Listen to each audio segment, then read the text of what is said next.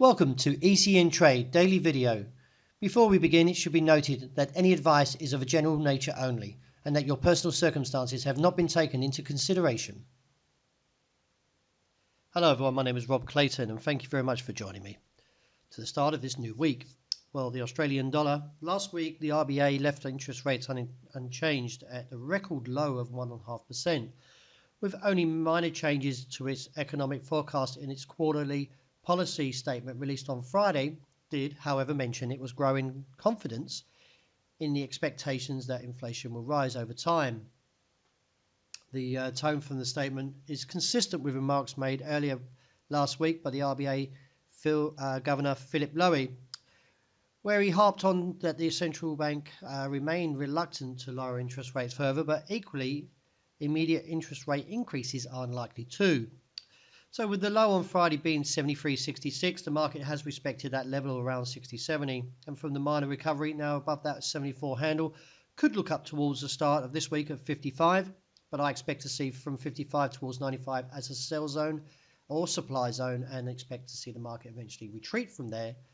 Now, the support of 73.60 is seen as the catalyst to the trigger of the next move of 100 to 200 points, and could see the market tumble further towards the region of 73 cents and lower, with an objective of 71.60.80 and reassess from there. Well, the euro started off quite firmly on Friday as the bulls continue to build a bullish case. However, the market does appear to be struggling now since recording a high of 110.14 this morning. Now, from the retreat, the market now looks towards a support that comes in at 109.50, and a break beneath there would give further concerns.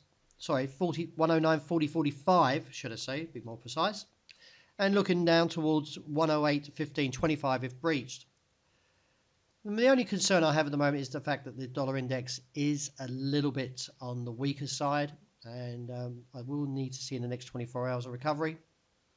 But one thing to note though is dollar yen still holding to its gains after it plummeted from the highs of last week of 113.03 to a low of 112.08 on Friday, and staging a firm recovery which now looks towards the resistance of 112.80 to 113.10.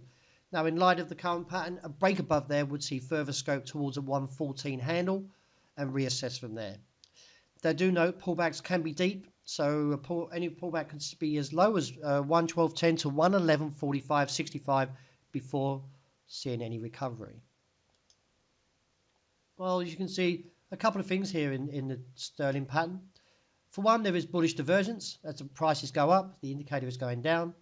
And secondly, is the fact that a bull trap might be developing above that 130 handle.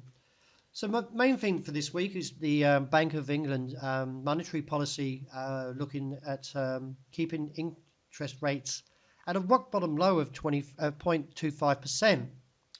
However, all eyes will be on the Bank of England's board member Ian McCafferty, who, along with Christian Forbes, will be keeping more of a hawkish tone in the expected release of the meeting.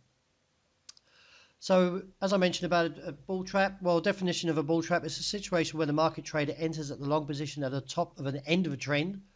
And as you can see here, if the momentum does increase, and if this pattern does continue to the downside, then we could be looking down towards 128.90 to 127.5, and still sell in towards that 129.85.95 resistance, or if it goes a little bit higher towards that 130.60 level. Excuse me. Well, we've seen a stab to the downside through that 24 level in gold, and clearly rejects it. A very strong rally from there. And as I did state in the report, a caution to trade in this gold towards the bottom side of the range, purely for the fact that we can see sizable rallies, and we have at the moment clearly $13 dollar rally. I believe 21 was recorded on another on a different on Reuters. Nevertheless, we are looking up towards $36 as a potential target, and above there should come in at 41 as a cap before the market reverses. Support on the day still holds in around that 24 level, even though we did get a fresh low, but the rejection does still confirm that that level may still hold, with further support seen at 12.16. Party for the rally in gold probably this morning is the fact that oil's open up firmer, and as you can see here, after recouping its losses from a low of $43.99 a barrel, the lowest point since November 16, the market is now looking back towards the top side of 47.5 to 48.5 and reassess from there.